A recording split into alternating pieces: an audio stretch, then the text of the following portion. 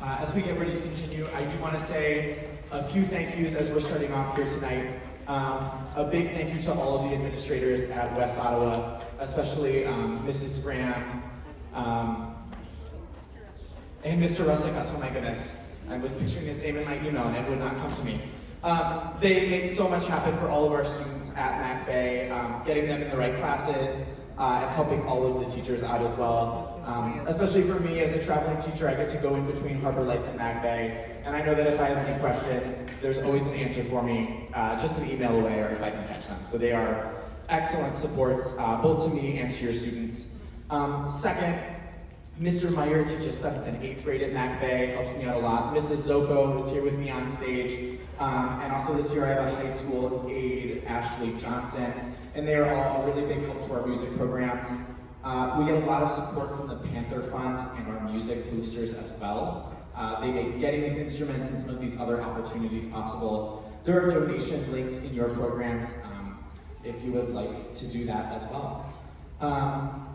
And finally, a big thank you to all of you for coming out here tonight, for supporting your students, for bearing through some of the early sounds, and for continuing to stick it out as we go through the year.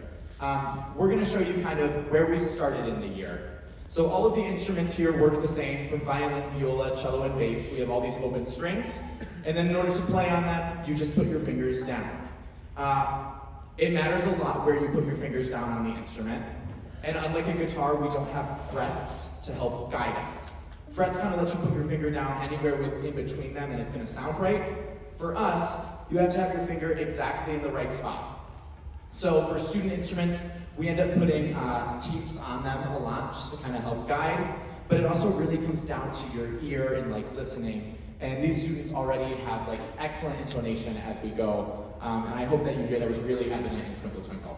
So we're going to start here with E and D jumps, and then G and D. This is the first string we learned, and kind of the first few notes. E is just that first finger down. G, you have to add 3 fingers down all at the same time, and hopefully get them all in the right spot, because that sets your hand up. So here's E and D jumps, and G and D jumps. Jessica, gente na.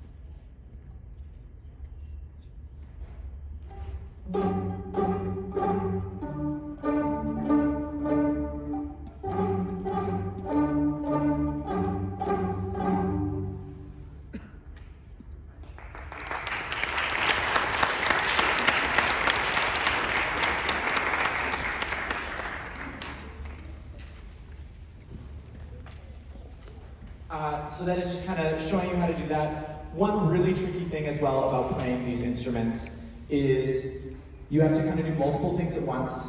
You have to be able to see something written on the page and translate its meaning into like a note name, so A, B, C, D, E, F, or G. And then you have to translate that as well into a physical motion and putting it down somewhere on the instrument.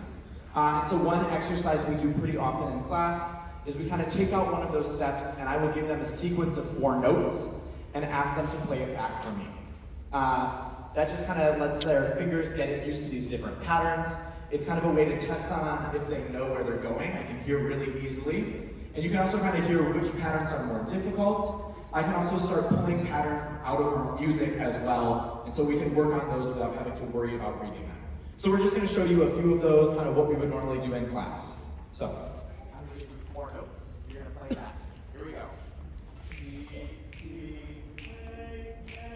A, A.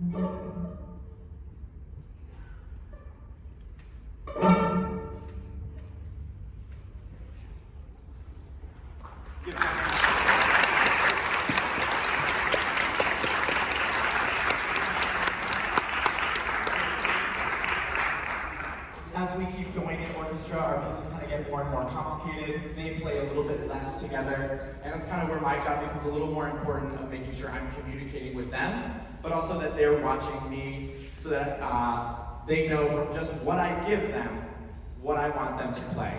And it's just a really good exercise.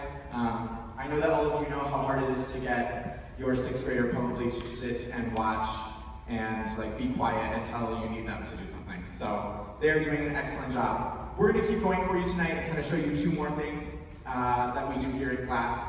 We're going to go to skipping along next. So this is the first piece in our book that really introduced jumps in between notes in the middle of a piece. And we're going to show you how we would kind of introduce a new song to them. So just like I would give them a series of notes and then they play it, we will sometimes read the notes, and instead of playing them right away, we'll translate them into what the note name is, and then we'll go to playing it. That way they can kind of do 1 step first before they have to do 2 steps at once. So we're going to do that, and the next one we'll go to is lifts and levels, which is one of these first few that we've started playing with the bow, so getting away from that pizzicato plucking motion. So this is skipping along.